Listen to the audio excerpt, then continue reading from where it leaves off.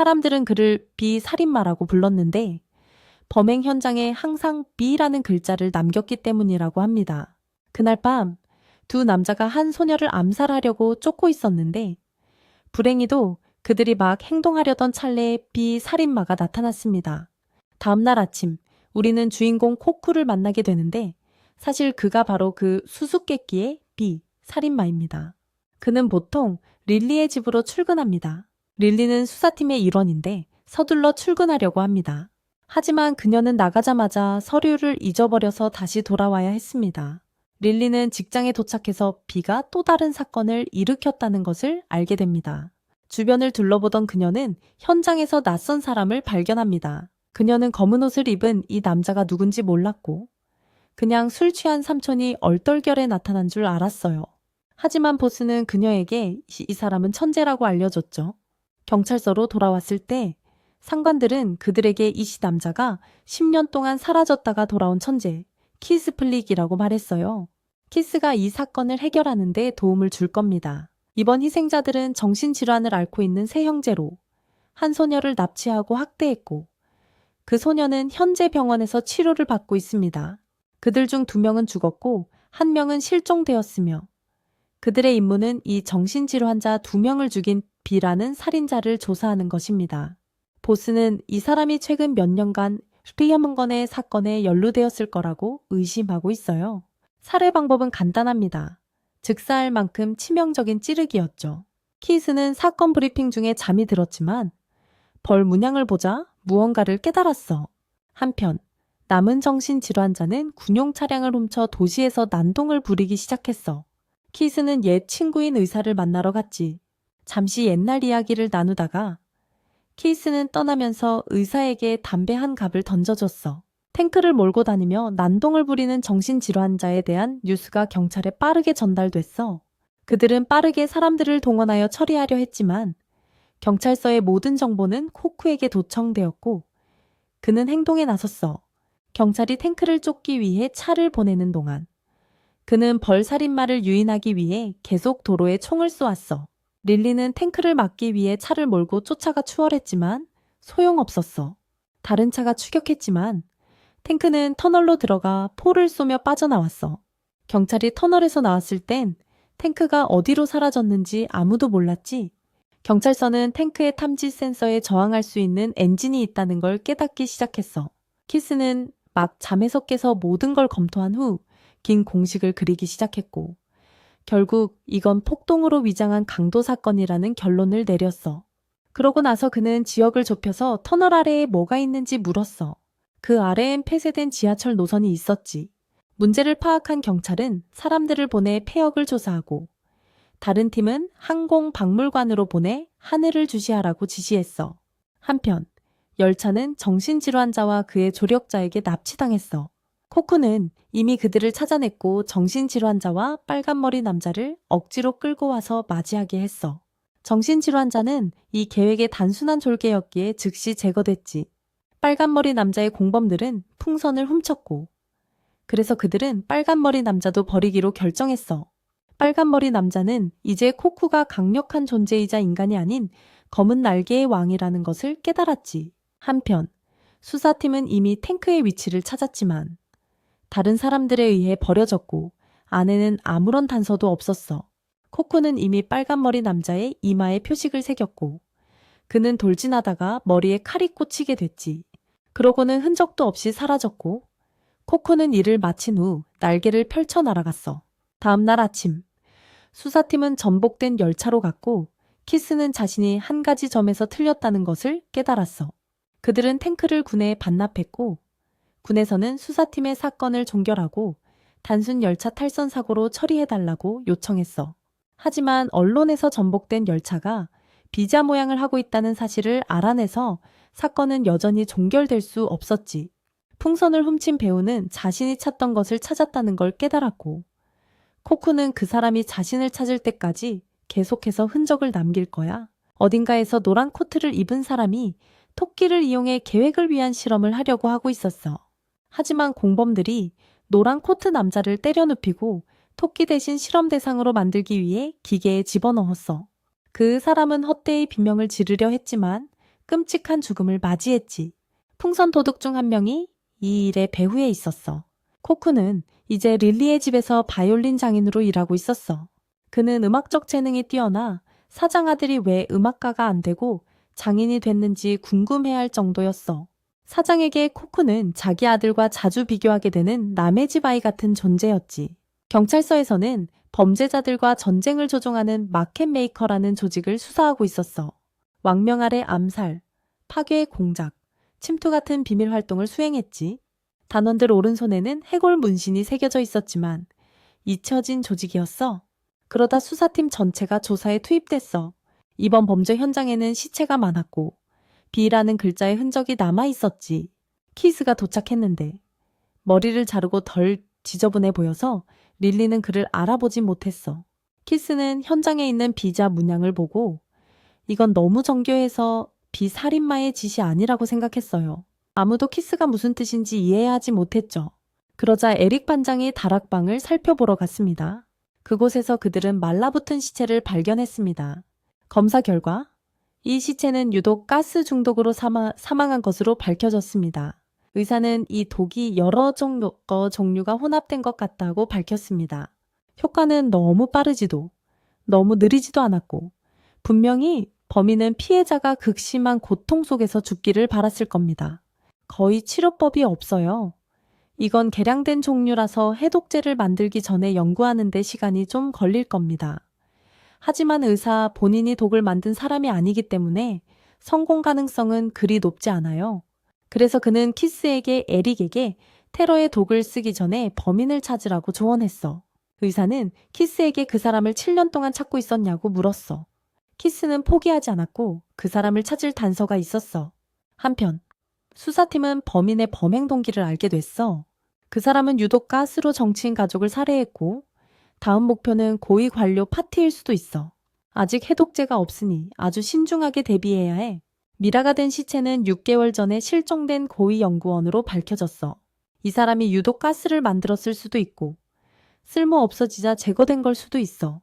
에릭은 독가스 제조에 필요한 물질이나 장비를 잃어버린 연구부서가 있는지 조사하도록 사람들을 시켰습니다.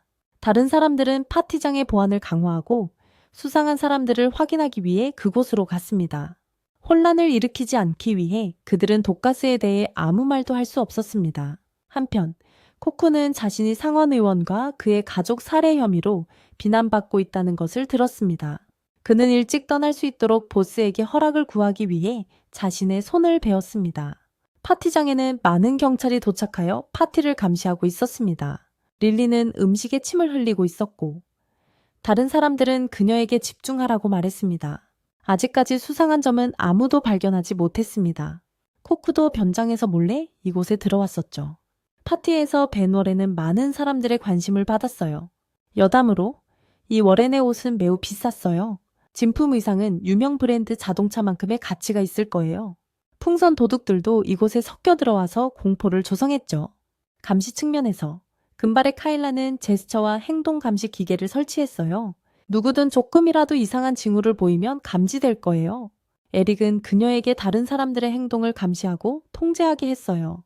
그러자 그는 모두에게 어떠냐고 물었고 모든 구역에서 경비와 검문이 이루어졌지만 이상 징후는 없었습니다. 정문에서는 키스만이 유일하게 이상했습니다. 그는 줄을 서려고 했지만 차에 치여 분수대로 날아갔습니다. 하지만 한 구역에서는 경찰이 목소리를 흉내내서 다른 사람들을 속이는 범죄자에게 살해당했습니다. 그는 이곳에 독가스 폭탄을 설치하고 웨이터 복장으로 떠났습니다. 풍선 도둑들이 이제 행동을 시작했습니다. 그 워렌이 그들 중 하나였고 그녀는 무언가를 읽기 시작했습니다. 코쿠는 이것을 발견하고 그녀를 주시하기로 했습니다. 금발 남자는 이제 의심스러운 인물로 감지됐습니다. 다른 사람들이 재빨리 달려와 그가 칼로 관리를 찌르기 전에 막았습니다. 그들은 그저 그가 독가스로 위협하는 줄 알았지만 실제로는 칼을 사용했습니다. 그는 조사팀도 여기 있다는 것을 깨닫자 동료들에게 알리려고 소리쳤습니다. 동료들은 즉시 홀 전체의 전력을 끊었습니다. 방금 이 자를 잡은 금발의 마리오는 그에게 방금 한 짓에 대해 신문했습니다. 그는 자신과 동료들이 이곳을 장악했다고 밝혔습니다. 9시가 되면 독가스가 퍼져 도시 전체를 죽일 거라고요. 살아남아서 그걸 막고 싶다면 시장을 죽여야 했어. 모두가 겁에 질려 문을 부수고 탈출하라고 아우성이었지. 마리오는 그 사람이 미쳤다고 생각했지만 상관없었어. 왜냐하면 이건 그의 인생에서 가장 극적인 비극이 될 거고, 이 테러 행위는 훗날 언급될 테니까 그의 이름은 영원히 기억될 거고, 희생자들과 그들 같은 경찰들은 그렇지 못할 거야. 그는 마리오를 조롱하며 아무것도 아니라 불렀지. 한편 감시실에 있던 케일라 수녀는 시스템을 해킹하려고 애쓰면서 모두에게 조용히 하고 서두르지 말라고 했어. 마리오는 이 남자가 케일라를 건드려서 정말 운이 없다고 생각했지. 이때 코쿠는 워렌을 따라 밖으로 나갔어. 워렌은 자신이 독가스를 만든 두 사람의 배우임을 밝혔어. 코쿠의 몸은 필요하지만 살아있을 필요는 없다고 했지. 두 사람은 전투를 벌였는데 이번 상대는 이전의 붉은 머리 남자처럼 쉽지 않았어. 코쿠는 그들에게 누구냐고 물었지만 그는 대답하지 않고 근처 스케이트보드를 잡아타고 도망쳤어. 그는 건물 벽을 타고 미끄러져 내려와 계속 달렸지. 키스는 이걸 알아채고 동료에게서 차를 빼앗아 그들을 쫓아갔어. 한편 코쿠와 다른 사람은 산길까지 서로 쫓고 쫓기는 상황이었어. 두 사람은 끊임없이 서로에게 바싹 붙어 있었지. 스케이트보드 타는 놈이 총으로 공격하려 했지만 코쿠는 피했어. 자기가 찾는 사람에 대한 정보를 알고 있다는 걸 알았거든. 그러고는 산을 미끄러져 내려가 자기 동료들에게 왕이 착륙했다고 알리고 추격을 계속했지. 그러더니 폭탄을 던졌고 우리는 경찰 쪽으로 돌아왔어. 케일라는 시스템을 해킹하는 놈을 서서히 제압했어. 상황이 꼬이기 시작하자 풍선 도둑놈들 부하들이 이 놈이 쓸모없다고 판단해서 제거했지. 저항이 멈추자 케일라는 시스템 제어권을 되찾고 안에 있는 사람들을 탈출시키고 폭탄 처리반도 도왔어. 하지만 두목이 즉시 가스 방출을 작동시켰어. 가스가 홀 전체로 퍼지기 시작했고 많은 사람들이 그걸 들이마셨지. 수사팀 전체가 제때 탈출하지 못했어요.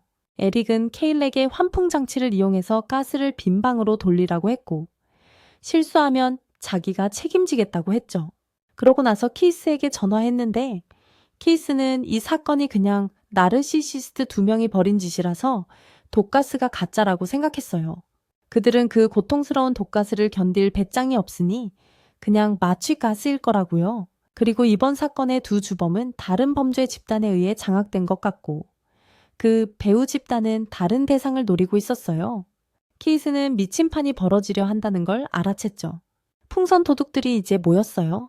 그들은 오직 하나의 목적, 즉 검은 날개의 왕을 그들에게 되돌려 놓기 위해 모든 것을 했어요. 한편 코쿠는 호수로 유인당했어.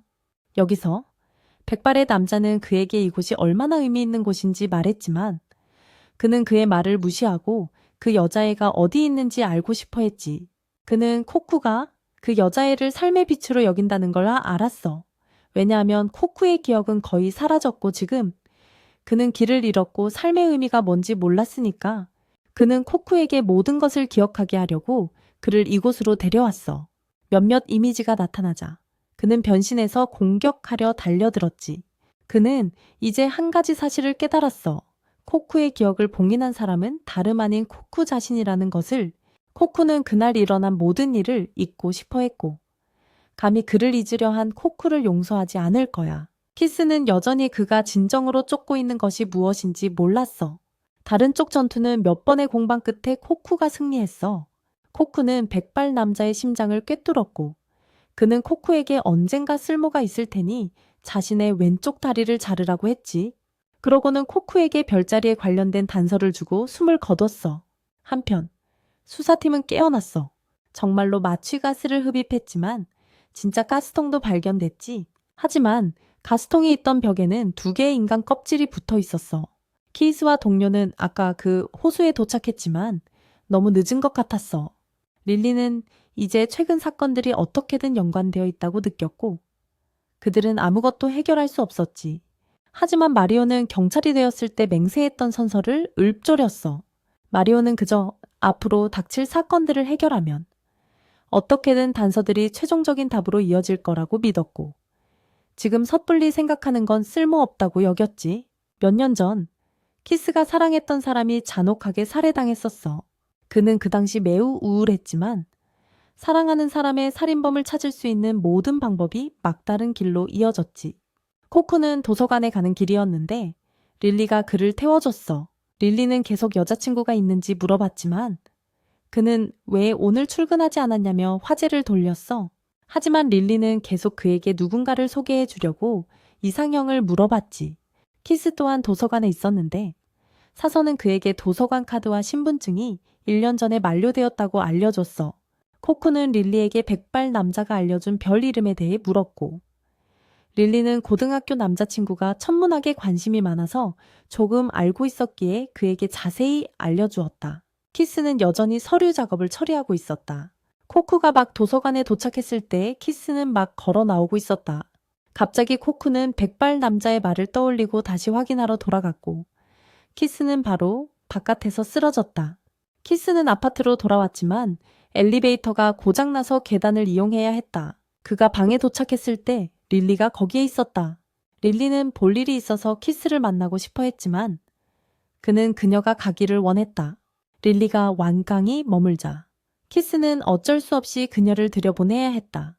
그러자 키스는 요리를 하고 릴리는 벌 살인범에 대한 파일을 꺼내 그에게 읽어줬어요. 그는 별로 관심 없어 보였지만 말없이 끝까지 다 들었어요. 릴리는 최근에 벌 살인범이 예전처럼 눈길을 끄는 사건을 일으키지 않는 게 이상하다고 생각했어요. 키스는 그녀에게 자기가 만든 수프를 한 그릇 주고 먹고 가라고 했어요. 아래층에 사는 그의 동료 보리스는 릴리의 차를 알아보고 그녀가 키스의 집에 있는 것을 발견하고 그들 사이에 뭔가 수상한 일이 있다고 의심했어요. 그러고 나서 릴리는 머릿속으로 혼란스러웠던 점을 이야기했고 키스가 답해줄 수 있을 거라고 생각했어요. 그러고 나서 그녀는 케이크를 사용하여 최근 사건의 사례와 등장인물을 설명했고 그 결과는 서로 아무런 관련이 없는 엉망진창이 되었어요. 하지만 그녀는 키스가 이걸 설명해 줄 수 있다고 믿었어요. 케이크 묻기 전에 이 엉망진창인 걸 정리하길 바랐는데 못하니까 키스한테 물어보러 온 거였어. 감히 음식으로 장난친 것에 대해 케이크랑 만든 제빵사한테 사과하길 바랐어. 릴리가 바보인 줄 알았지만 흑막에서 모든 걸 조종하는 제3의 세력이 있다는 걸 알아차릴 줄은 몰랐지. 현재는 균형이 맞춰져 있지만 어둠이 점차 사라지면 이 세력이 움직일 거야. 이 세력이 모든 걸 삼켜버릴 거고 속수무책으로 지켜볼 수밖에 없을 거야. 키스는 모든 걸 쓸어버리고 릴리가 이 사건에 더 이상 관여하지 않길 바랐어. 호기심 많은 그녀 같은 사람이 관여할 사건이 아니라고 생각했거든. 릴리는 거절했고 키스는 화가 났어. 보리스는 뭔가 듣고 들이닥쳤는데 릴리가 키스를 덮치고 있는 걸 발견했어. 릴리는 키스가 미끄러져 넘어졌다고 설명해야 했지. 갑자기 카일라가 왔는데 보리스가 여기 재밌는 게 있다고 말했거든. 마리오도 곧 도착하려고 했어. 보리스는 자기가 전화 사용법을 몰라서 그랬다고 설명했지. 카일라는 왜 문이 부서졌는지 몰랐어. 한편 그 불가사의한 힘은 이제 힘을 유지하기 위해 어떤 종류의 혈청을 사용해야 했어. 코쿠를 잡는 게 계속 늦춰지고 심지어 백발 남자처럼 재능 있는 사람마저 목숨을 잃어서 꽤나 좌절했지. 보리스는 키스의 집을 파티장으로 만들었다는 이유로 키스에게 비난을 받고 있었어요. 키스에게 릴리에 대해 어떻게 생각하냐고 물으니 키스는 릴리가 바보 같다고 패모 말했어요. 하지만 릴리는 어리석어도 많은 것을 이해하고 있었고 키스가 한때 사랑했던 사람과 매우 흡사한 특징들을 많이 가지고 있었죠. 한편 사무실에서 수사팀의 브레는 행동 기록이 담긴 파일을 발견하고 바로 지금 이 순간 자신의 휴대폰으로 촬영된 자신의 녹화본이 있다는 것을 깨닫게 돼요. 깜짝 놀란 브레는 동료들에게 아무 말도 하지 않고 떠납니다. 그리고 보리스에게 전화해서 그들이 키스의 집에 있다는 것을 알게 되죠. 그들은 브렌에게 오라고 하지만 브렌은 이제 자신이 표적이 되었다고 의심하며 모든 사람과 모든 것을 경계합니다. 브렌은 결국 키스의 집으로 가서 모두와 다시 합류하기로 결정합니다. 코크는 오영구역에 도착해서 백발 남자가 알려준 별을 찾았지만 여전히 그의 의도를 이해하지 못한다. 한편 브렌은 엘리베이터에서 살해당했고 또 다른 벌이 그곳에 있다. 수사팀이 도착했을 때 그들은 브렌이 공격당하는 동안 엘리베이터 카메라가 연결 해제된 것을 알아차린다. 경찰서 내부자 소행이라는 의심이 든다. 병원에서 의사는 브렌이 제때 구조되어 아직 살아있다고 알린다. 검사 결과 저항한 흔적이 없어서 의사는 브렌이 바로 옆에 서 있던 사람에게 공격당해 반응할 수 없었다고 생각한다. 그러고 나서 의사는 의식을 잃기 전에 브렌이 키스에게 이 시계를 전해달라고 부탁했다고 밝힌다. 에릭은 나중에 브렌이 고비를 넘겼고 날씨가 변할 때 약간 쑤시는 것 외에는 후유증이 없을 거라는 소식을 듣는다. 기적이라고 봐도 되겠어. 에릭은 브렌의 상태를 라일이 비밀로 하길 바라요. 수사팀 외에는 아무도 믿을 수 없으니까 코쿠와 라일의 가족은 새로 만든 바이올린을 손님에게 전달하러 갔어요. 갑자기 코쿠는 키스를 보고 그가 필요한 단서일지도 모른다고 생각해요. 키스는 병원에서 돌아온 후 이상하게 행동해서 라일이 계속 질문을 던지게 만들어요. 케일라는 에릭에게 브렌의 상태에 대해 듣고 입을 다물어 달라는 부탁을 받아요. 나중에 키스가 전화해서 그녀에게 그들의 대화를 비밀로 해달라고 부탁해요. 그는 그녀에게 그가 말하려는 이름에 대한 정보를 그의 컴퓨터로 옮겨달라고 부탁해요. 끝마치자 그녀는 돈을 요구하고 하던 일을 계속하죠. 그때 케일라는 브렌과 관련된 무언가를 발견합니다. 키스와 라일은 경찰서로 돌아왔어요. 코쿠도 그들 뒤를 쫓아 몰래 들어왔는데 초고속 스피드를 이용해서 보안을 뚫었죠.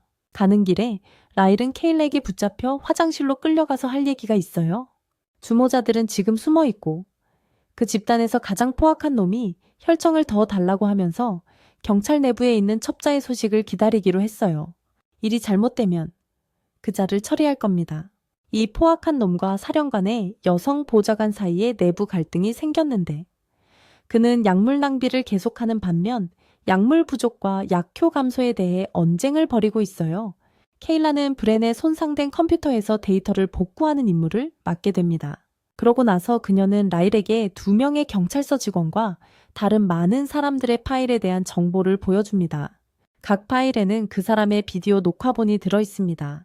케일라는 라일의 파일을 열고 이 애플리케이션을 통해 소유자는 녹음이 가능한 모든 장치에 침투하여 장치가 켜져 있든 꺼져 있든 이미지를 캡처할 수 있다고 설명합니다.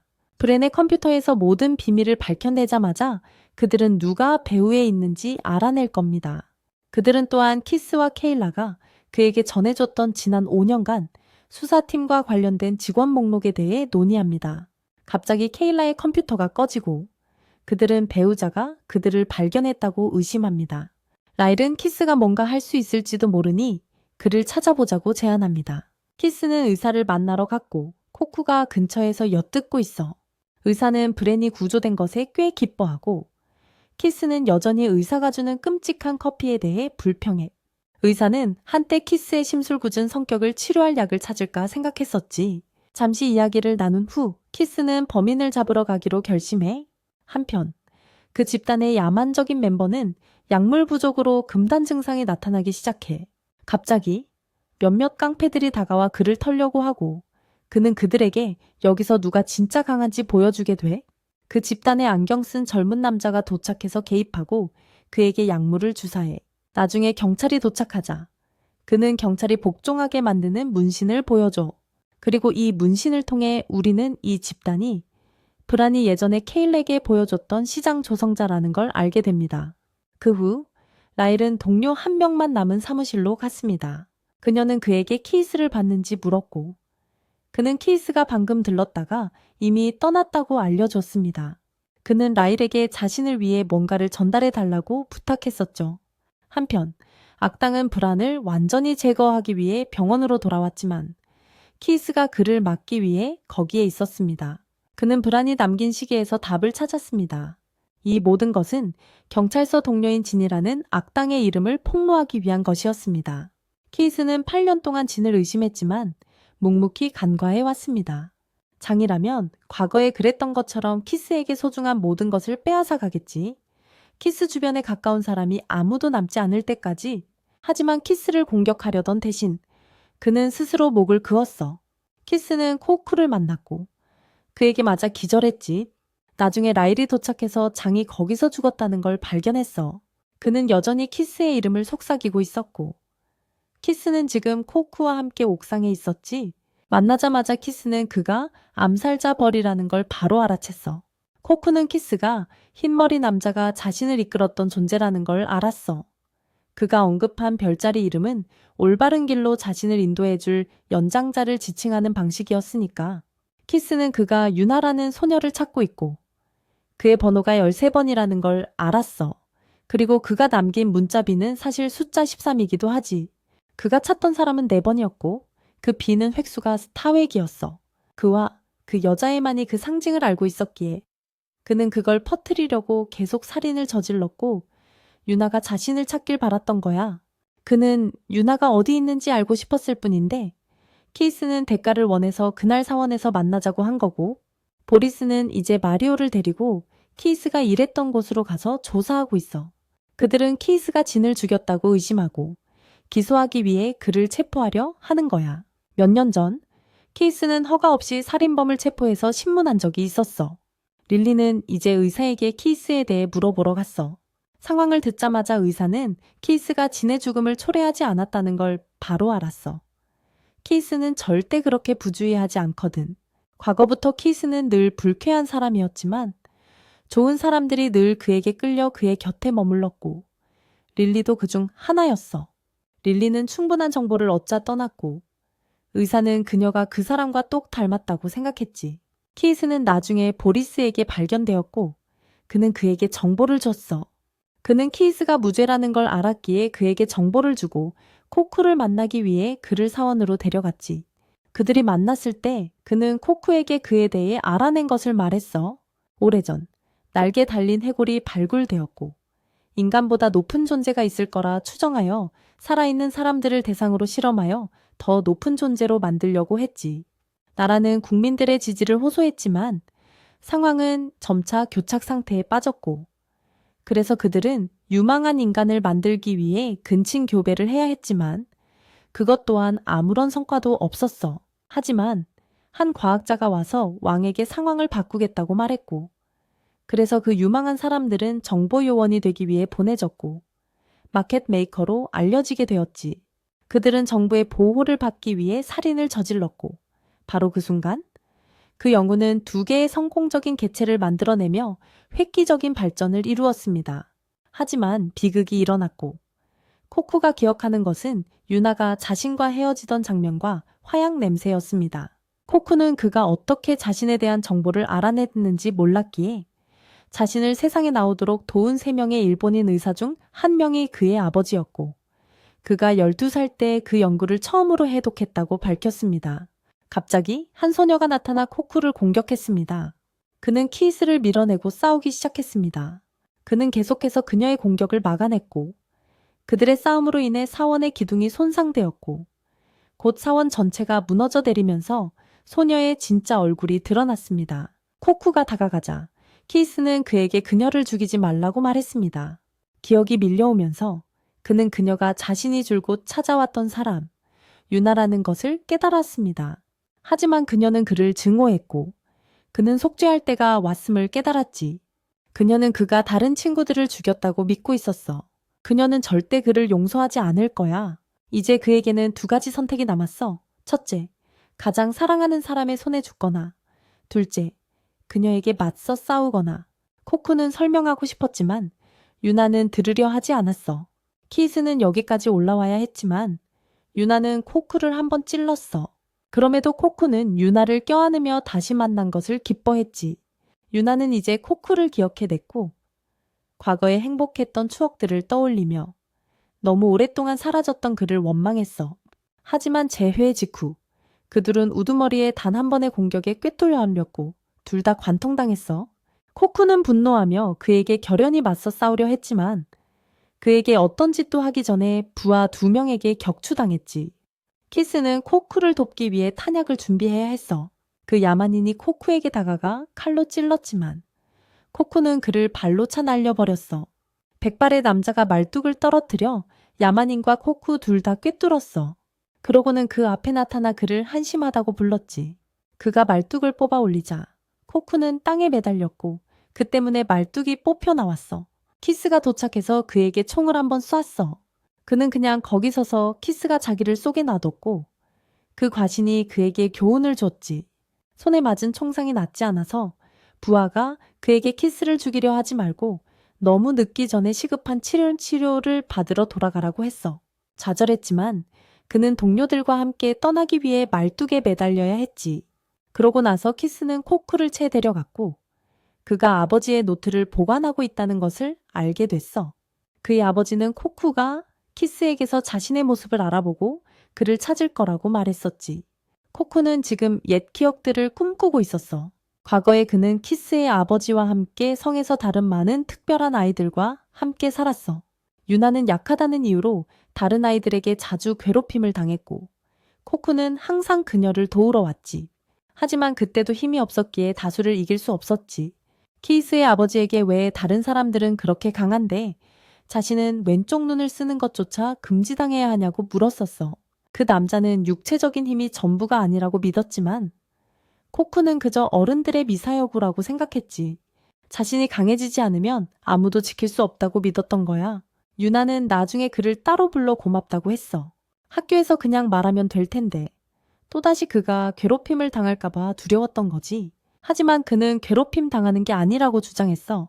코쿠는 유나를 항상 지켜주겠다고 약속하며 비밀 신호를 보여줬지.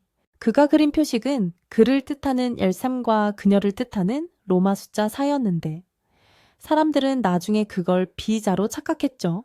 그날 밤 학교는 공격을 받았어요. 코쿠는 유나를 구하려고 뛰쳐나가고 싶었지만 키스의 아버지는 키리사메라는 사람에게 코쿠를 맡기며 코쿠를 안전한 곳으로 데려가 보호하게 하고 자신은 유나를 찾아 나서겠다고 했죠. 한편 유나는 무서워서 코쿠를 부르려고 그 표식을 그리고 있었어요. 하지만 흰머리의 미나츠키가 먼저 그녀에게 도착해서 코쿠의 형이라고 주장하며 그녀를 꿰어 따라오게 했죠. 코쿠는 밖으로 나왔지만 여전히 유나가 걱정됐어요. 키리사메는 은신처로 갈 거고 유나는 나중에 올 거라고 말했어요. 하지만 이 와중에 키스의 아버지는 미나츠키에게 은신처로 가라고 지시했죠.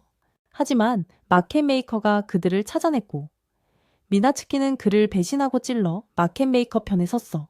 코쿠는 은신처로 끌려갔지만 적들이 그들을 찾아냈고 키리사메는 그에게 먼저 들어가라고 하고 자기는 남아 싸우겠다고 했어. 그는 코쿠가 그들의 왕이기 때문에 살기를 바랐던 거야. 더 이상 소리가 들리지 않자 코쿠는 밖으로 돌아갔고 모두가 죽어있는 것을 봤어. 그는 학교로 돌아갔지만 생존자는 아무도 없었지. 유나가 남긴 표식을 보고 그는 사과할 수밖에 없었어. 그는 다시 키스의 아버지를 만났고 그는 코쿠에게 그의 정보와 목적이 담긴 노트를 줬어. 그에게 필요한 건 다시 우나를 찾는 거였어. 그 남자는 언젠가 코쿠가 키스를 찾을 거라 믿었고 그때 코쿠를 인도해 주길 바랐어. 코쿠는 은신처로 돌아와 친구들의 가장 강한 부분을 자기 몸에 이식하기로 결심했지. 나중에 코쿠는 깨어나 키스에게 자기 눈은 기억을 조작하는 능력이 있고 죄책감을 피하려고 자기 기억을 봉긴했다고 말했어. 하지만 유나의 눈을 들여다봤을 때 모든 걸 기억해냈지. 한편 에릭은 상관들에게 가능한 한 빨리 키스를 찾으라는 압박을 받았고 그렇지 않으면 사무실 전체가 해체될 거라고 했어. 이 경찰서장은 미나츠키와 협력하고 있었고 그에게 경찰서의 정보에 접근할 수 있게 해줬어. 그는 치유되지 않는 팔을 잘라야 셌을 때와 어떤 미스터리한 인물과 협력하고 있었을 때를 기억했어. 이 사람은 키스의 총알을 보고 무언가를 알아챘어. 그 시간 동안 키스의 집은 경찰에 포위되어 수사를 받았어. 릴리는 키스의 수식 더미를 보면서 혼란스러워했지. 온 방이 하얗게 칠해진 것처럼 수식으로 가득 차 있었고 결국 그녀는 키스가 무슨 답을 찾으려 했는지 이해할 수 없었어. 키스는 그 순간 낚시를 하고 있었고 코쿠를 다시 만났을 때 코쿠에게 사진 속 범죄자에 대해 물었어. 그는 자기 여동생을 죽인 사람이었지만 그는 진범이 아니라는 걸 알고 있었어.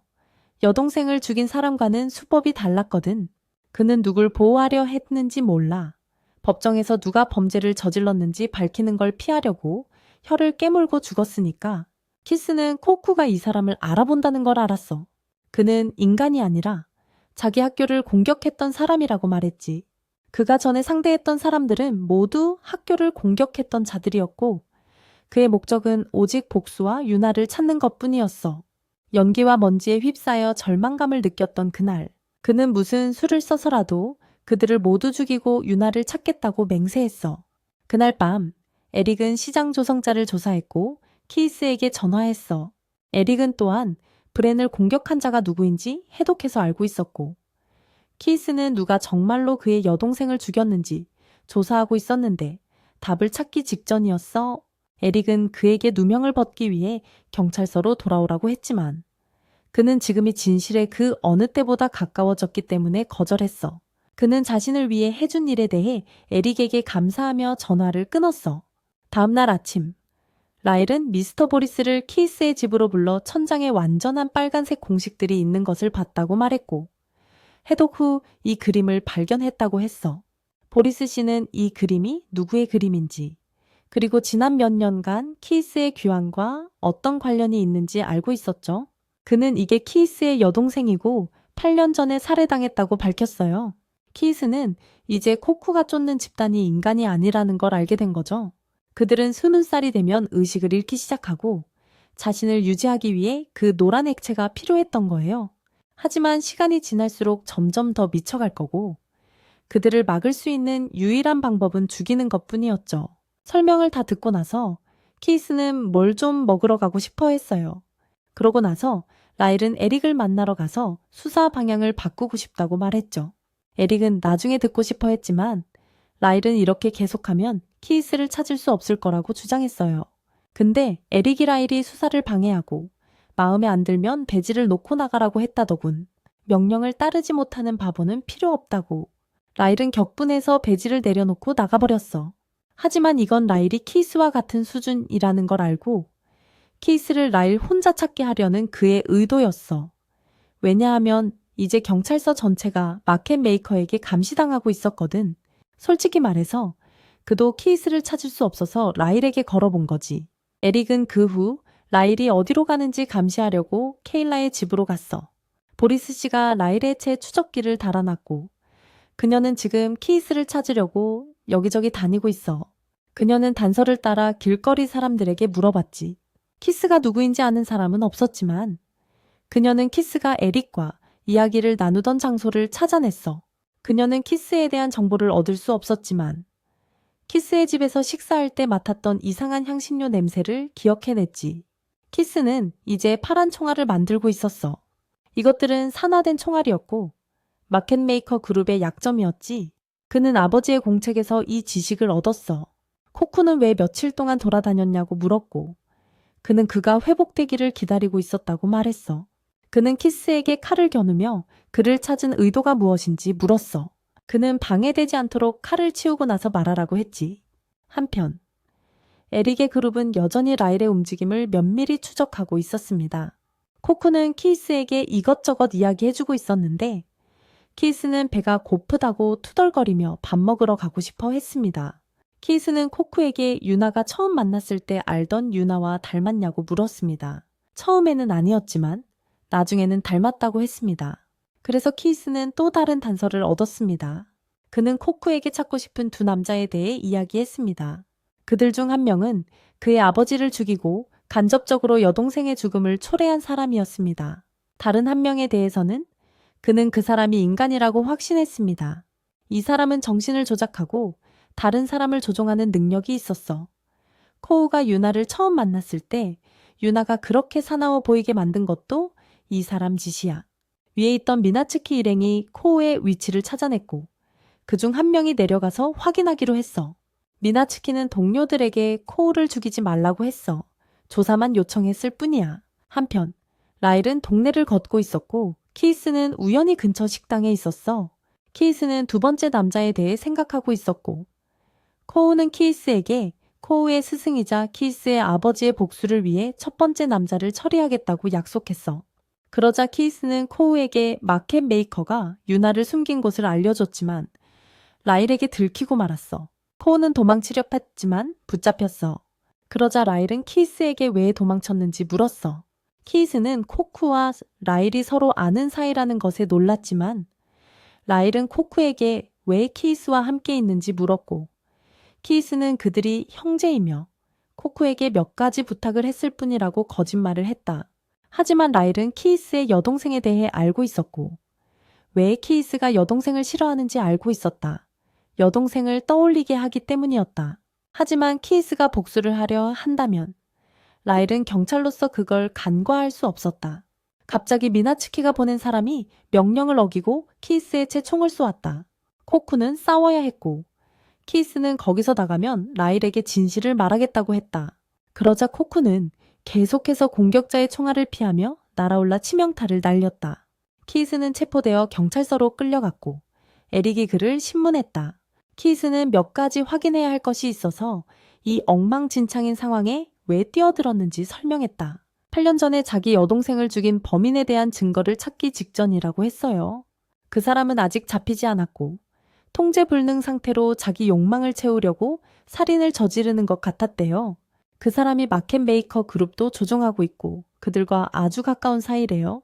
라일 덕분에 방향을 잃었고 이제 혼자서 수사하고 싶어 한다고 했어요. 에릭은 키이스에게 친구들에게 도움을 청하지 않고 항상 혼자서 일을 처리하려고 한다고 소리쳤어요. 키이스에게 많은 것을 배웠고 이제부터 키이스를 돕기로 결심했대요. 8년 전에 그는 키이스가 살인범을 납치해서 폭로하는 것을 도울 계획이었대요. 하지만 키이스가 혼자서 일을 처리해서 에릭은 키이스를 직접 체포해야 하는 난처한 상황에 놓였대요. 하지만 지금 상황에선 키스의 지휘 아래 그와 모두가 별도 팀이 되는 거죠. 키스를 잡아도 어차피 부서는 해체될 테니까 그들이 마켓메이커를 속일 방법을 생각하고 있을 때 키스는 이미 누군가가 자신을 위해 하고 있다고 말했죠. 키스는 의사를 의심하고 있다고 밝혔는데 왜냐하면 그들이 제외한 첫날부터 담배 한 갑에 도청 장치를 심어 의사에게 줬기 때문이었죠. 의사는 골초였고 그 담배는 하루 만에 다 피웠죠. 하지만 키스는 의사가 여전히 여동생과 통화하고 있다는 것을 알게 됐어요. 그래서 라일을 미끼로 쓰겠다는 거죠. 그러고 나서 라일은 재킷을 입지 않고 의사를 만나러 갔어요. 키스를 유인하려고 키스가 등에 그린 별 2개 문신을 의사에게 보여줬어요. 당연히 의사는 낚였고 라일도 키스를 정말 좋아하는 척 연기해서 신문실로 돌아왔을 때 모두를 웃게 만들었죠. 키스는 얼굴을 붉혔지만 의사는 여전히 이게 키스의 함정이라고 의심해서 조금 조심스러워했어요. 미나츠키는 이때 화를 냈고 코쿠가 방금 죽인 사람의 쌍둥이에게 비난을 받았죠. 그는 격분해서 그녀를 목조올라 죽인 다음 내다버렸어요. 그러자 의사는 라일이 차가 고장나서 버스를 기다리고 있는 것을 발견하고 그녀에게 태워다 주겠다고 제안했어요. 보리스와 마리오가 뒤에서 따라왔죠. 라일은 키스의 여동생과 매우 닮아서 의사를 유인하기 위해 그녀처럼 행동하려고 노력했어요. 말투도 똑같고 눈 얘기를 하니까 의사는 더 비슷하다고 생각했어. 심지어 안경까지 썼지만 키스 누나답지 않게 현대음악을 트는 실수를 했지. 의사는 그걸로 키스 누나와 비슷하게 보던 걸 멈췄어. 그러고 나서 의사는 세차장으로 차를 몰고 갔지. 보리스는 여전히 멀리서 관찰하고 라일이 움직일 때 따라가야 했어. 그들은 의사의 집까지 쫓아갔고 키스는 그 집이 몇 년이 지나도 변하지 않았다는 걸 알았지. 하지만 나는 너무 어두웠고 라일에게서 아무 소리도 들리지 않아서 보리스와 마리오는 확인하러 들어가야 했어. 그들은 1층을 확인했지만 특이한 점은 없었고 그저 오랫동안 버려진 곳 같았어. 위층에서 소리가 들려서 그들이 확인하러 올라갔어. 처음 몇 개의 방에는 아무것도 없다가 마지막 방에서 문을 박차고 들어가 야만인과 그의 꼭두각시 중 하나를 마주쳤지. 그는 도청장치가 들어있는 라일의 재킷을 가져왔고 자살하려고 폭탄을 잔뜩 가지고 있었어. 그들은 오랫동안 다른 쪽에서 소식을 듣지 못해서 무슨 일이 생긴 건 아닌지 걱정했어. 하지만 보리스와 마리오는 아직 살아있고 경미한 부상만 입었어. 키스는 의사가 세차장에서 누군가를 바꿔치기 했고 그가 간파당했다는 걸 깨달았어. 에릭은 긴급 수색 명령을 내리려 했지만 키스는 그렇게 하면 오히려 표적에게 경고만 줄 거라고 막았어. 그는 과거의 실수를 반복하지 않기 위해 정확하게 이 일을 해결하고 싶어 해. 그는 라일이 죽게 내버려 두지 않을 테니 걱정 마세요. 라일은 이제 의식을 되찾았지만 수술대 위에서 몸이 마비된 것을 알게 됩니다. 그녀 주변에는 이전에 의사에게 붙잡혀 학대당한 많은 소녀들의 시신이 있습니다. 의사는 그 별 표시를 지웠고 이것이 키이스의 지심에 틀림없다는 것을 즉시 알아차립니다. 그는 이곳이 곧 발견될 것을 알고 키스가 이곳을 찾더라도 후회하게 만들기로 결심합니다. 코쿠는 키스가 예전에 그곳에 서서 뛰어내리라고 말했기 때문에 지금 눈 덮인 산에서 기다리고 있습니다. 그러다가 바람이 그를 구름 위로 날려보낼 적절한 순간에 날개를 펼치는 겁니다. 거기서 그는 유나가 안에서 기다리고 있는 큰 숨겨진 열기구를 발견할 것입니다. 코쿠는 유나가 아직 자기를 기다리는지 모르지만 키스는 그에게 12살 때 해독했다는 선규물 돌에 대해 이야기해 주었어. 가로, 세로, 대각선으로 어떻게 읽느냐에 따라 여러 줄의 텍스트와 은유가 담겨 있다고 해. 그가 주목한 건 오직 13번째 보름밤에 검은 날개를 가진 왕에 대한 내용이었어. 두 여사제에게 선택받은 자는 힘과 동료, 날개를 얻어 검은 날개의 왕이 된다는 거지. 임무 완수. 두 여사제는 그에게 푸른 검을 주고 그들 중 하나를 죽이라고 요구했어. 죽은 자는 왕의 힘이 되고 살아남은 자는 왕과 함께 싸우게 된다는 거야. 그는 그 검이 과거 키리자마의 것이고 죽은 여사제는 전에 그와 싸웠던 백발의 여인이라는 것을 알아차렸어. 나치금을 느끼고 그는 유나를 죽음으로 이끌까봐 걱정했어. 키스는 그가 운명을 받아들이길 아니면 싫다면 맞서 싸우길 바라고 있어. 그는 미래를 두려워 말고 절망을 만들어낼지 희망을 만들어낼지 지켜봐야 해. 지금 배에 있는 유나도 코쿠가 자기를 구하러 와주길 바라지만 미나츠키는 코쿠가 이 높이까지 날아올 수 없으니 정신 차리라고 해. 한편 키스 일행은 의사를 찾으려고 하고 있어. 케일라는 자기 추적 앱이 아직 작동한다는 걸 기억해. 그러고 나서 에릭에게 위성 접속을 부탁하고 성공적으로 의사가 항구 쪽으로 갔다는 걸 알아내. 케일라는 키스가 조사할 수 있도록 의심스러운 위치들을 표시해. 그러다가 그는 의사가 배를 타고 바다 위의 정신병원으로 갔을지도 모른다는 걸 깨닫게 돼. 그곳은 예전에 혀를 깨문 그 범죄자를 수용했던 곳이거든. 그리고 의사 아버지가 해군에 있었으니 그가 자유롭게 들어갈 수 있었을 거야. 그는 눈을 감고 상상하며 보리스를 떨쳐낸 후 의사는 다른 사람에 의해 항구로 옮겨졌다는 것을 알게 돼. 그는 배에 탔고 뱃사공은 돌연변이일 수도 있어. 병원 입구에 도착했을 때 여기에도 경비병들이 있었어. 병원에 들어갈 때 그는 이곳의 돌연변이들에게 약물을 주어 그들을 이용하고 조종했을 거야. 그러고 나서 그는 릴리의 시체를 가방에 넣고 그녀를 은신처로 데려갔어. 도착하자마자 그는 시체를 들여오기 위해 경비병을 죽였을 수도 있지만 곧 이를 부정하고 차를 가지고 들어갈 때 경비병이 통과시켜줬고 릴리의 시체를 엘리베이터에 태워 수술실로 데려갔다고 다시 그려. 그러자 키스는 케일에게 시스템상 의사가 퇴근했는지 확인해 보라고 하지만 아직 퇴근하지 않았어. 키스는 의사가 초과 근무를 몇 번이나 했는지 그리고 그가 묘사한 특징과 일치하는 피해자가 몇 명인지 묻네. 두 숫자가 일치하자 그는 의사의 은신처가 여기 있는 것 같다라고 의심하는군. 그러고 나서 케일에게 건물 도면을 가져오라고 하는군. 그는 지난 300년간의 건물 구조를 살펴보더니 이 건물에 허점이 많다는 것을 깨닫네. 그러고 나서 에릭에게 수갑을 풀고 의사 방으로 함께 가서 수색하자고 하는군. 모든 게 정상적으로 보이지만 키스는 안에서 바퀴 자국을 발견해. 뒤에 쌓인 엑스레이 사진들을 보던 키스는 손자국이 만져진 것을 보고 누르자 비밀 통로가 열리네. 둘은 엘리베이터를 타고 내려가 의사가 전시용으로 쓰는 최고의 시체들로 가득 찬 곳을 발견합니다. 그는 이미 도망쳤어요. 키스는 주변을 둘러보다가 의사가 처음 살해한 아버지의 시신을 발견합니다. 수술대에는 핏자국이 보이고 의사는 그에게 전화를 걸었습니다. 의사는 키스가 그 방에 도착한 것을 알고 라일의 몸이 키스의 여동생과 정말 닮았다고 칭찬합니다. 키스는 의사가 원하는 대로 하라고 합니다. 그들이 꽤 일찍 도착해서 라일은 아직 죽지 않았다는 걸 아니까요. 키스는 이제 팀원들이 생겨서 예전과는 다르다고 생각합니다. 지금은 도망치게 놔두겠지만 곧 그를 찾아낼 겁니다. 의사가 그에게 크게 기대를 걸고 전화를 끊습니다. 그는 차를 빼앗기 위해 경찰 2명을 사살합니다. 한편 키스와 에릭은 시체로 가득 찬 방에서 라일을 발견합니다. 확인해 보니 라일은 약물만 투여받았기에 그들은 재빨리 그녀를 데리고 나와 병원에 전화합니다. 에릭은 케일에게 주변을 봉쇄하라고 하고 의사가 도망친 경로도 찾아냅니다. 키스는 라일의 입에서 알약 같은 것을 발견합니다.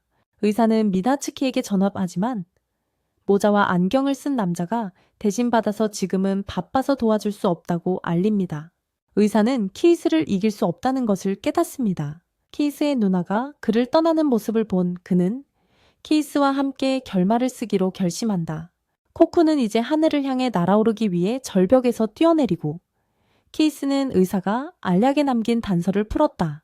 그는 오래된 상자를 꺼내 총을 조립해 이 일을 끝내려 한다. 라일은 이제 깨어나 브렌을 만났다. 그는 그녀에게 몇 시간 동안 잠들었다고 말하며 키이스가 스스로 이 일을 끝내려 한다는 것을 기억한다. 그녀는 브렌에게 자기 물건이 어디 있냐고 묻는다. 미나츠키는 유나를 고문하며 자신에게 복종하게 만들려 하지만 그 남자가 그를 불러 그들이 기다리던 사람이 도착했다고 알린다. 그는 유나를 풀어주고 코쿠를 맞이하러 간다. 모자를 쓴 남자는 미나츠키가 미쳐버린 걸 알고 코쿠를 잠시 붙잡아 두게 시키지. 코쿠는 날아올라 부서지기 직전 별들 사이에 숨겨진 배를 보게 돼 칼을 써서 배에 매달린 다음 몰래 잠입하지. 모자를 쓴 남자는 윤에게 노란 약물을 주입했고 유나의 머리카락은 하얗게 변했어. 그는 쇼가 시작될 거란 걸 알고 검은 날개의 왕이 승천하려 한다는 것도 알지. 미나츠키는 여기서 그를 기다리고 있었어. 그는 모든 것의 왕이 되기 위해 그를 처리할 계획이야. 에릭과 동료들은 의사가 방부 처리한 시신들을 여기서 가져가려고 하고 있어. 갑자기 라일이 전화해서 키이스가 어디 있냐고 묻네. 키이스가 그녀와 병원에 있다고 생각했는데 브란이 3시간 전에 떠났다고 알려줘. 렐은 의사가 자기 입에 캡슐을 넣었고 키이스가 그걸 가져갔다는 걸 기억해. 이 말을 듣고 모두 급히 달려가. 코쿠는 지금 미나츠키와 맹렬하게 싸우고 있어. 그를 궁지로 몰아 공격하려 하지만 그는 간신히 피하네. 그들은 계속 싸우고 코쿠는 결국 그의 검을 부러뜨려. 그러고 나서 유나가 어디 있냐고 묻지만 그는 유나가 누구인지 기억하지 못해. 자기가 누군지도 기억 못하잖아. 코쿠는 그걸 보고 돌연변이의 증상임을 깨닫고 저자가 진짜 미나츠키가 아니란 걸 알게 돼. 몇 년 전 미나츠키는 자신과 같은 눈 색깔을 가진 다른 사람을 대역으로 썼어.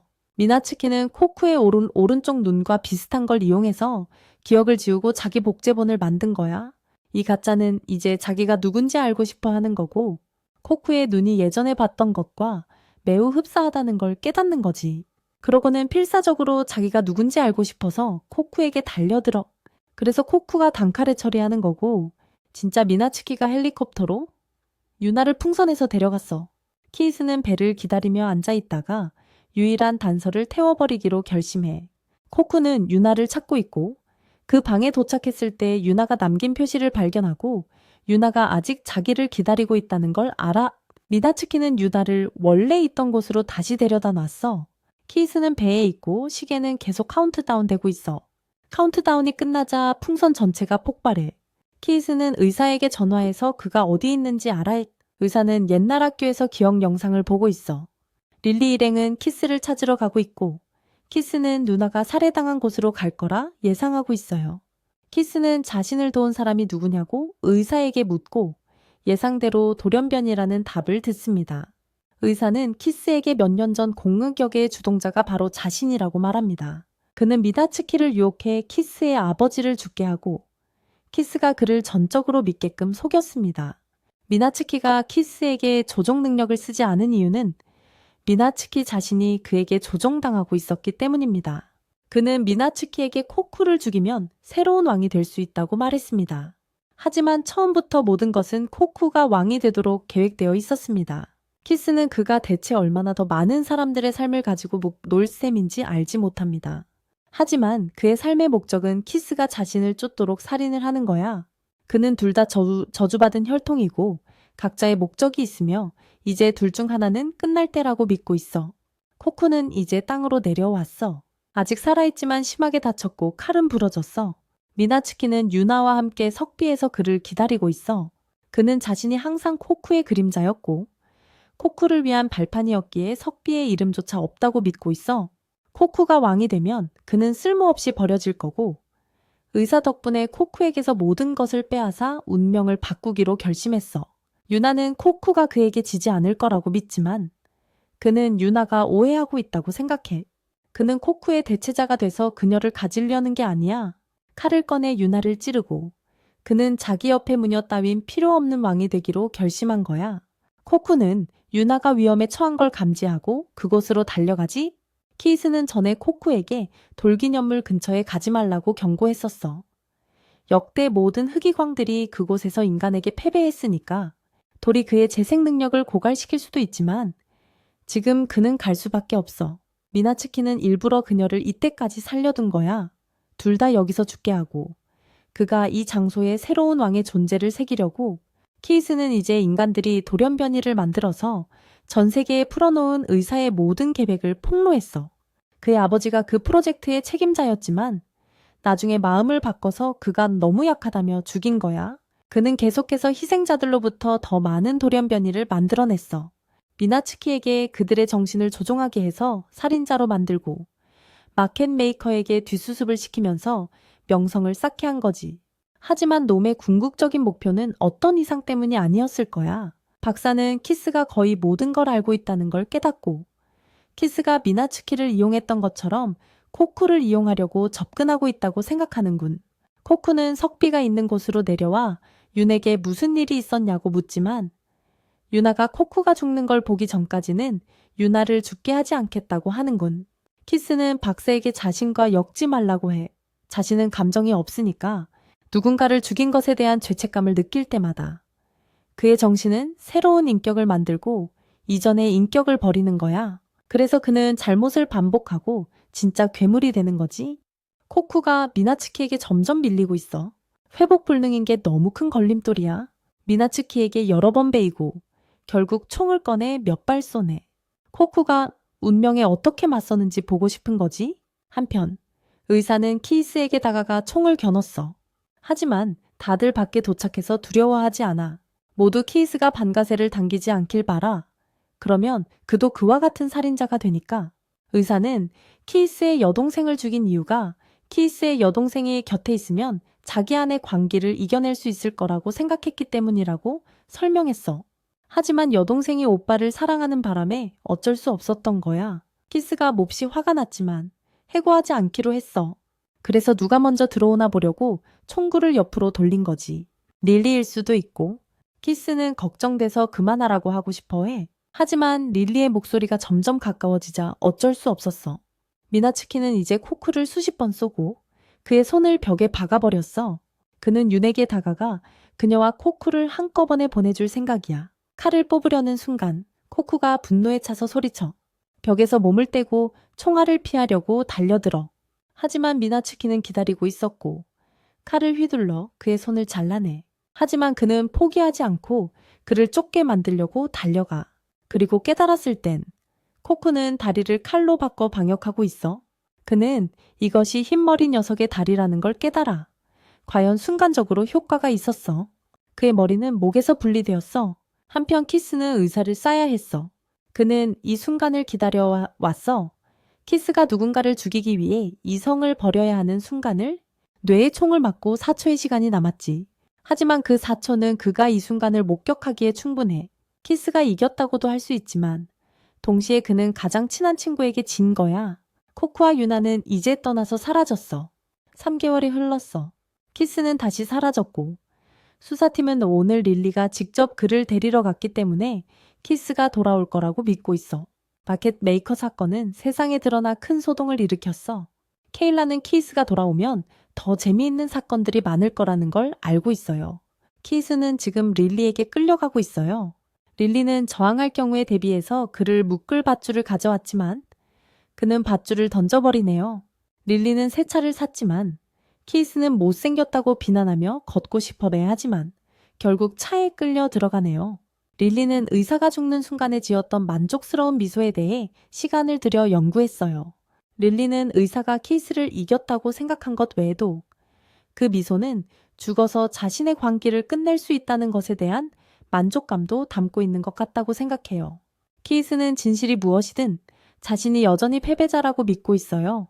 그와 의사는 수수께끼를 내는 사람과 푸는 사람이었을 뿐이라서 억울해하지 않아요. 그 후 그들은 코코와 유나를 다시 만나고 그들을 채태워줍니다. 영화는 여기서 끝납니다.